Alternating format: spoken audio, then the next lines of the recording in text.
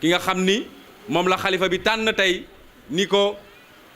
jëlal sa événement maam bii nga coordonné ko ak say mag ak say rak mu defe ko comme ni ngeen ko gisee fa tabaarakallah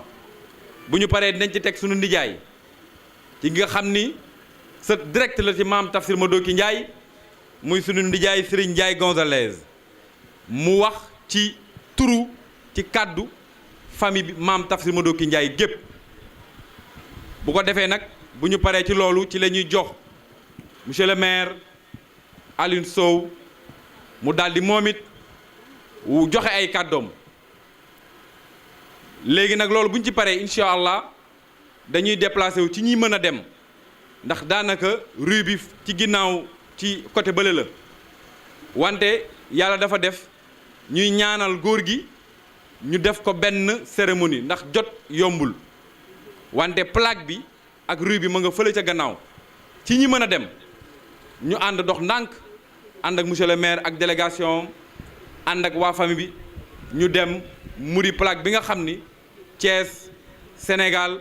Afrique le monde entier ñoo ko tuddee kenn ci ñun moo ko tuddee seen maam muy maam Tafsir Madoki Ndiaye balaa nag ñuy jox monsieur Pape Mamadou Mbaye dañuy jox sunu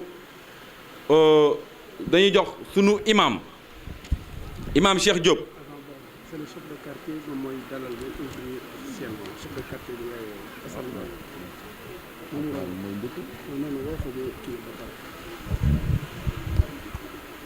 kon ci wàllu protocole dañuy dugal ki nga xam ni moom mooy baayu gox bi ki nga xam ni mooy kilifa gox bi mu dalal gan ñi ndax nag gan ñi ay ganam lan waaw gan ñi ganu chef de quartier bi la sunu nijaay sunu baay Assane Ba ñu koy ñaan mu ñëw daal di dalal gan ñi bu ñu noppee nag ñu daal di continuer cérémonie bi sunu baay Assane Ba.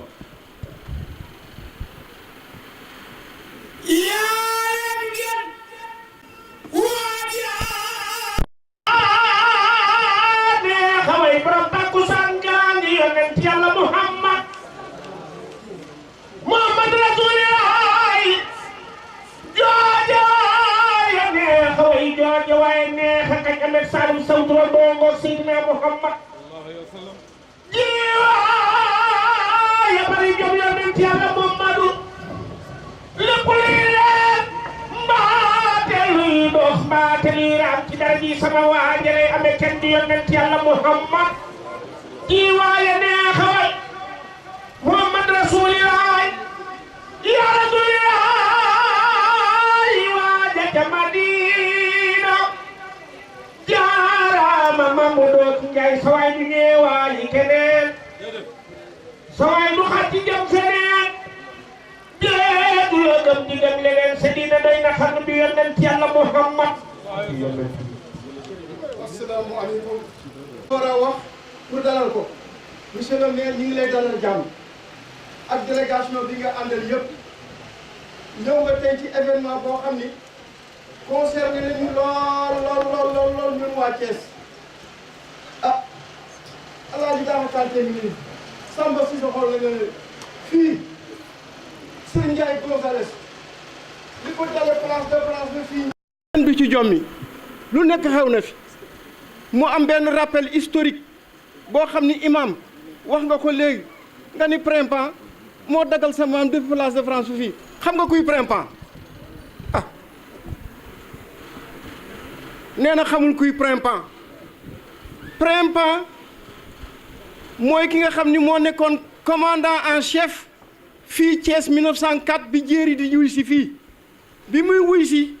commandant Printemps boobu la doon wuy si mais Printemps dafa wuy ji woon réunion ca Ndar ca borom Ndar wacc adjoint bu ñuy wax Chotan mu atte jéeri boobu mook ku ñuy wax Canaar Fall nekkoon chefu Bawol occidental kooku mooy Printemps moo def dox ak loolu ak sa maam moo tax tey jii loolu duñ ko bàyyi loolu di dox ba maa doo ki ñëw fàkkam bii nekk ay sët ñu warale ko ay salaan ba bi nga xam ne commandant la mi ñëw na fi war a def lotissement bi wax naa ko sànq ci cimetière bii la démarré pour mën a def ak service technique am lotissement bi booba ouvrier TP yi la woo ñu ñëw travaux en régie ñu rëdd ko ñu koy tabax di koy tabax am na un jour dañoo ñëw fekk fi benn xaju àll di sulli néew ouvrier ku ko jëm rek mu dàq la ku ko jëm mu dàq la ñu dem wooy commandant Lami ñëw ak fitalam moo fital xaj ba mu dee ba ñu defar seen mur mi ba egg muy kër Madoki Njaay gi lotissement Grand Thiès nag fii la démarré ñu mën a def Randoulène Sud 1 ak Randoulène Sud 2 ah loolu dama bañ ñu dem te duñ ko xam gi nag am na ci solo lool monsieur le maire ñun amuñu kàddu goo xam ni war nañ ko fay yàgg wala di yàggal sa temps ndax xam nañu lu mel nii xëy na yaa ngi ci am lu mat fukk ci bés bi yoo xam ne lu ci nekk war nga cee taxaw ñu ngi lay dalal jàmm di lay sant ndax li ngay def yëpp xam nañ ko bu ñu lii lay tax ñuy wax maire day bokk ci ñi nga xam ne yi ngi doon football ci koñ bi ñu ngi doon jàng ci koñ bi di daara alxuraan lu nekk ñu def ko ci ba ñëw yàlla mbàgg leen kooku kenn du leen jàngal koñ bi mooy Aliou Sow mi allahumma salli ala sayyidina Muhammad wa sallim. Assane yàlla na ko yàlla dolli wér moom notable la fa tabarakallahu te mat na li mu doon yen bi diis na waaye sunu borom miitee yàlla na ko téel fa tabarakallahu di fàttali rek que ni délégation yu bari teew nañu fii délégation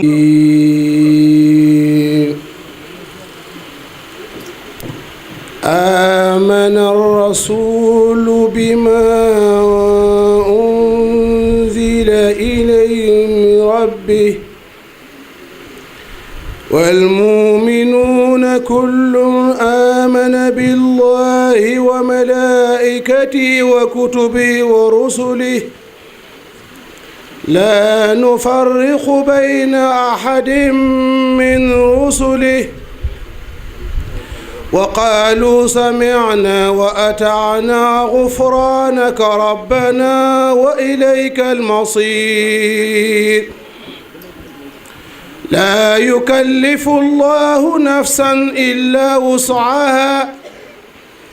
لها ما كسبت وعليها ما اكتسبت ربنا لا تؤاخذنا إن نسينا أو أخطأنا ربنا ولا تحملنا ما لا طاقة لنا به واغفر لنا وارحمنا أنت مولانا فانصرنا على القوم الكافرين صدق الله العظيم بسم الله محمد لمين صدق الله العظيم ngeen baal ma nag dégg naa sànq mu wax ne bu ñu dem teg plate bi ku am ku mën dem na dem déedéet na ñëpp dem. parce que nit yàlla la ñuy yëkkati ci kaw. jéego yi ngay def sax boo man nga fay jëlee loo xam ne doo ko am feneen bu ñu dem pour teg plate bi ànd na monsieur le maire xale buy raam sax nañ ko bu jàpp ci loxoom diri mu dem affaire wilaaya la. kon ñëw ko déggandoo imam fa tabarakallahu di wax rek ni aussi délégation bi nga xam ne moo jógee Dakar ñi ngi fi toog délégation bi jóge Pire également ñi ngi fi toog ak parti politique yi nga xam ne fa tabarakallahu ñoom it kenn demul ñu des suñu xarit Landing Savané également moom it yónnee na fi délégation kon ni ñuy def rek loolu ma liggéey bi nag du nii de alors xaw ma li may wax ni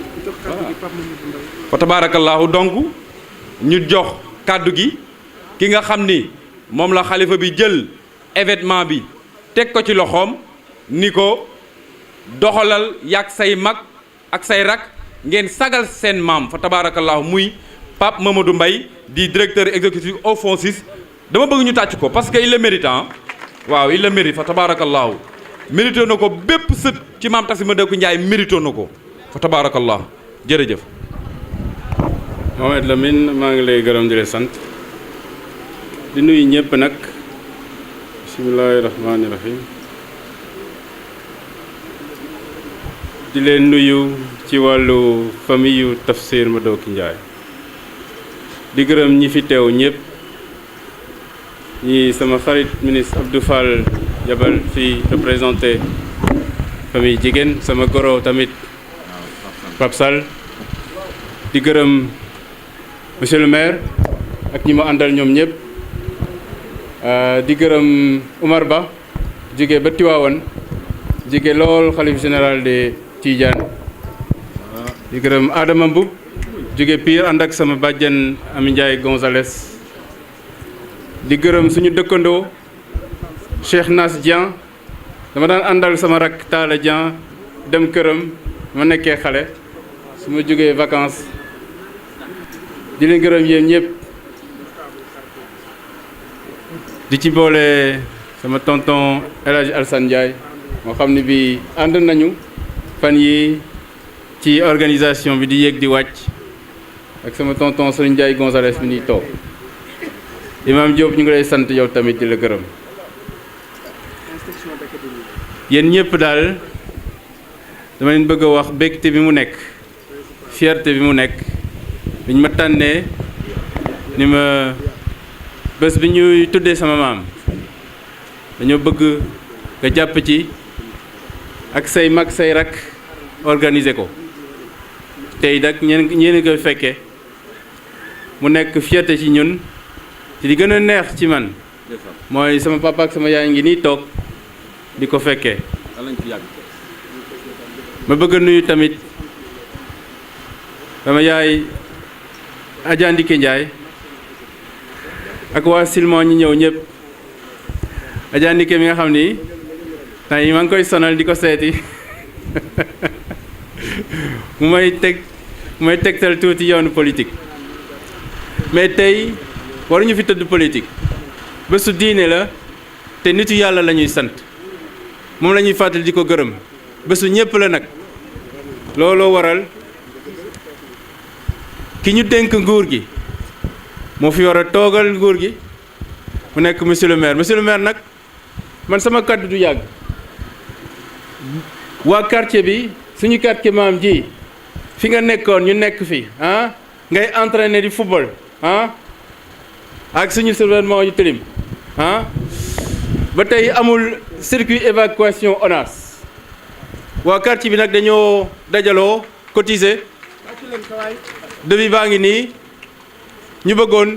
wax dëgg yàlla nguur gi jàpp ci parce que am na yoo xam ne yi nguur gi moo ci war a jàpp lu mel ni aménagement public loolu dafa nekk loo xam ne yi dafa am solo kayit bi nag monsieur le maire ci kanamu ñëpp parce que lépp daa soxla séddee maa ngi la koy jottali loolu rek la woon dañoo bëgg nguur gi jàppale ñu tamit ñu defal suñu gox gi comme nguur gi dafa war a jàpp ci defar gox gi yëpp parce que liggéey bi fii la commencé politique bi nag mooy loolu liggéey bi fii la commencé ku nekk fi nga dëkk foofu na set foofu na am ay écoles yu baax foofu na am poste de santé bu jige foofu na am ay tali ba nga xam ni bi su nawet ñëwee doo mel ni koo xam ni ki mënatoo génn sa kër loolu da ci am solo donc ci wàllu famille Tafsir Madokini maa ngi leen di nuyu ñeen ñëpp bëgguma yàggal kàddu bi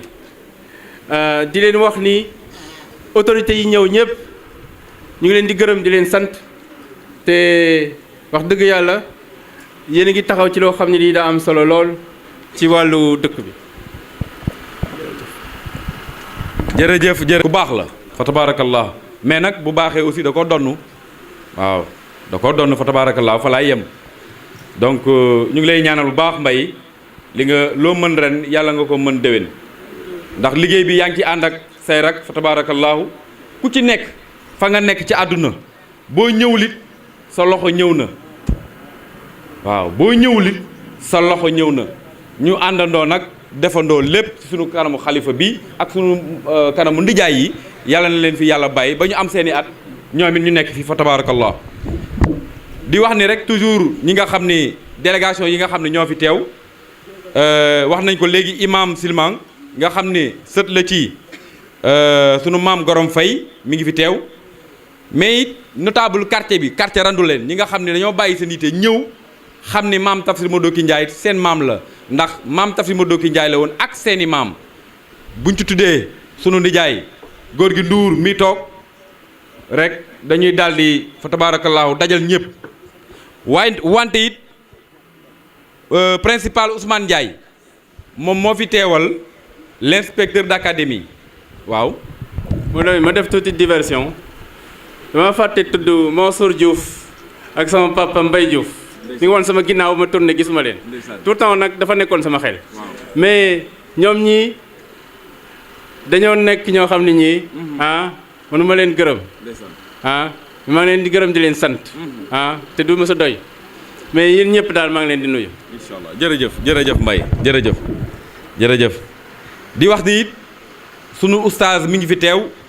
oustaz Mohamed Seck mi ngi nii toog fa tabaarakallah moom ku baax la lépp lu famille biy def mu yëg ko maanaam ñu wax ko wala ñàkk ko wax fu mu ko yëgee day ñëw moom amul loolu ci ñun waaw donc oustaz ñu ngi lay sant di la gërëm di la wàcc sa wàccuwaay di la wax ni nag demaguñ de waaw demaguñ xam nga ñu ngi fi fa tabaarakallah di wax ni it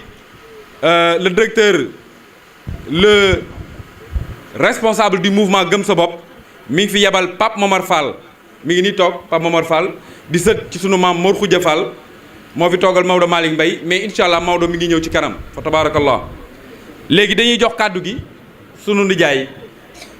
sunu baay Serigne Ndiaye Gonzalez fa tabaarakallah mu wax ci turu famille maam Tafsir Madoki Ndiaye fa tabaarakallah sama nijaay jërëjëf. auzu billahi mina sheytaani rajim bismillahi rahmaani rahim wala may sore nag dama leen di wax ni bët yi baaxul ñu jox ma texte léegi suma sët yi nga xam ne dañu maa yeb bu ma placé ko bu baax nii bu ma gàggee nag li tubaab di wax si je trébuche vous retenez la torche monsieur le maire. asalaamaaleykum ñu nuyu ñëpp nag wax ji fi duma ci dellu si ci en wolof parce que ku fi jël kàddu wax nga fi wax loo xam ne bu fi sa moroom taxawoon itam rek fa tabarakalla macha allah da nga koy wax kon nag ndigal laa jot pour ma jotti leen ko en français texte boo jël léegi nag ñàkkul mu am ay karab-karab waaye ngeen baal ñu ko jégal ma ko ma ñëw ni monsieur le préfet monsieur le maire mesdames messieurs les conseillers municipaux imams chefs de quartier messieurs les notables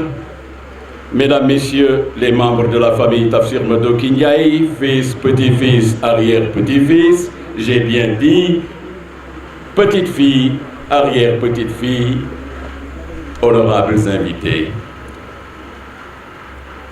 Tafsir Madoki Ndiaye est né en 1868 dans une contrée appelée Kior Diender à Ndiahirat. Pour rappel, le Diender ou Diender était une province du royaume du Cayor située entre Kayar et la rivière Somone. Ses habitants étaient principalement des Lébous, mais des Sérères y vivaient également. C'était dans cette province bénie qu'un des grands érudits Lébou Seck Ndiaye lui enseignant le Saint-Coran avant de lui donner le wird Tidjan. Mieux, il l'éleva au titre de Tafsir al-Quran, sa maîtrise du livre saint et de la langue arabe aidant. Fils de Balakhaïta Ndiaye, musulman établi à Ndiahirat, et de Sokhna Aminata Mbeng, une musulmane lébou de Rufisque. Au demeurant, la venue de Tafsir Madoki Ndiaye à Diankrène fut aussi un prétexte pour lutter contre la colonisation par l'enseignement du Coran. Pour rappel, lorsque le fils de Balakhaïta arriva à Diankrène, il se campa avec ses talibés à quelques lieues du commandant de cercle. C'est ainsi qu'agacé par les nombreuses séances de zikr, de prière, de récital du Coran, du Saint-Homme et de ses disciples, le commandant obligea Mam Tafsir Madoki de s'éloigner. Wallahi dafa xamul woon rek. Il pénétra alors dans la savane. Il la défricha, il fraya des chemins et le nomma Randoulen, dont le titre foncier numéro 1397 lui est attribué. Comment ne pas se souvenir de sa rencontre avec Laman Diarga Ndion, le Tiedo à Wango, avec qui il signa un pacte de paix. Souvenons-nous que c'était ce dernier qui l'introduit à Silman pour le présenter à Gorom Faye, nouveau converti à l'islam. Celui-ci lui demanda alors au marabout de lui enseigner les principes de la religion de Mohammed sallallahu alayhi wa sallam. Comment ne pas se souvenir de sa grande valeur morale qui lui offrit le respect de ses pairs, de toutes les catégories de population, cultivateurs, boutiquiers qui lui confièrent leurs enfants. Son œuvre, ou plutôt ses œuvres. Rappelé à Dieu en 1918, Tafsir Madoki ne vécut que 50 années en dépit de son œuvre majestueuse. Conversion de population à l'islam dans la paix, construction d'une des premières mosquées de Thiès, mosquée de Randoulen, construction du premier Dara du cercle de Thiès, fondateur du quartier Randoulen, et c'est lui qui lui donna ce nom.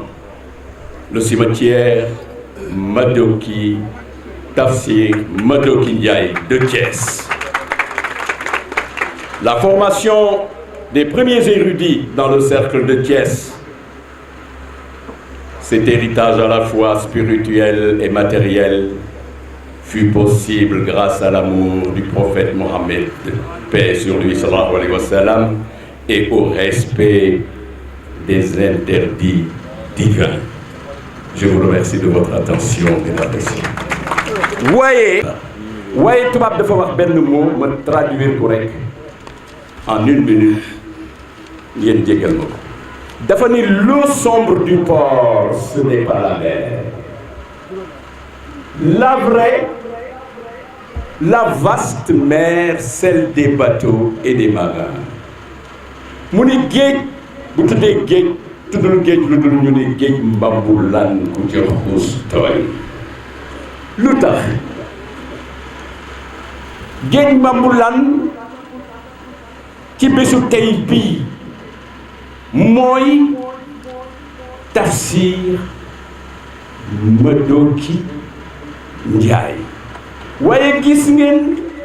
bu ngeen demee ci Gorée ci ndox mu ñuul moomu pëne yi di ci dal bato bi di ci dal kooku du géej géej mbambul lan ku ci xuus tooy. fële ca tànk ya ca bato yu mag ya ca digg géej googule mooy Tafsir Madoki Ndiaye mooy ma Tafsir Madoki Ndiaye. tey bésu tey gaal ga nga xam ne mu ngay daw ca biir géej googu mbambulaan moo di yow monsieur le maire yow yaay bateau ba merci beaucoup. jërëjëf jëf tabarakalla macha allah di nuyu ñëpp nag di sargal ñëpp jërëjëf ndax lépp bu ñu ko bëggoon a wax rek dina gudd loolu duñ fi toog ci suñu maam macha allah. te looloo tax itam yaatal ba am ca Tiwaawan macha allah la nga xam dañ koy yëg ca Sidi Hadji Malick Sy radiyallahu taala anhu ni ko suma jarbat bi imam Diop waxee ba léegi moo di ci loolu moo tax maa ngi xuus foofu ca géej ca biir géeju Tiwaawan ñu jox ma fa loo xam ne ci barke suma maam Tafsir Madoki Ndiaye la. alors loolu nag buñ ko doon wax tey fii ba suba du jeex macha allah. baax gi di sëñ Mouhamadou Ndiaye Madoki xalifa maam Tafsir Madoki Ndiaye fa tabarakallahu di wax ni rek délégation bi jógee Dakar Adja Mbodj ak Adja Awa Ba nga xam ni tan la ci ministre des finances Adja Khoudia si jàmm gën ak Fatou Bathily nga xam ne mooy soxna sunu sang bu baax bii di Mansour Diouf fa tabaarakallaahu service technique yi nga xam ne aussi fa tabaarakallaahu ànd nañu monsieur le maire ku jiite mooy docteur Moustapha Mbaye ak délégation bu rëy fa tabaarakallaahu bi nga xam ni moom la monsieur le maire àndal. balaa ñuy jox ki nga xam ni doom la ci kër gi dama bëggoon wax rek xalifa bi ni ko sa waa kër yëpp fa tabaarakallaahu teew nañ waa kër maam Sénéba ñëw nañu waa kër maam Faati Mbay ñi may lim ñii moo doon soxna góor maanaam góor maam tax suma doo ki Njaay moom jéggiwul sunna ñeenti soxna la ko yàlla dénkoon soxna maam sunu waa kër maam Sénéba ñëw nañu sunu waa kër maam Faati Mbay ñëw nañu sunu waa kër maam Mati Diop ñu ngi nii toog waaye sunu waa kër maam Yande Ngom ñu ngi leen di ñaanal ñooñee nga xam ni ñoo doon soxna góor gi ànd ak moom ci liggéey bi ñu ngi fii tëdd fii fa tabaarakallaahu yàlla na leen yàlla doole yëggal di wax ni nag ki nga xam ni dañ koy jox doom la ci kër gi xarit la ci kër gi nee naa ko yow bokk nga ci les rares maires yi nga xam ne dañ leen di présenté naan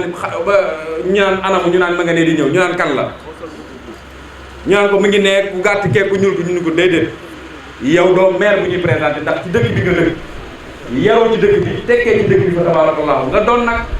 suñu sag nga doon suñu sag ndax man sagoo naa la foo nekkul ndax toog naa Matam di suñu maire laay woo jël sama téléphone woote nga sagal ma daal di wuy téléphone li nga xam ne man lii damaa jafe man mii léeg-léeg nit woo ma du ma jot yow nit woo la jot te yaa ma xam nga téeméeri junni yow fa tabarakallah donc monsieur le maire ñu ngi lay sant di la gërëm en tout cas daal xamal ni waa Sénégal ndax delloo njukkal waa kër tax ma doon déedéet waa Sénégal nga delloo njukkal kon xamal ni waa Sénégal waa Thiès yëpp waa randu leen ñu ngi lay sant wante sant gi nag du yem ci yow déedéet ndax bu yemee ci yow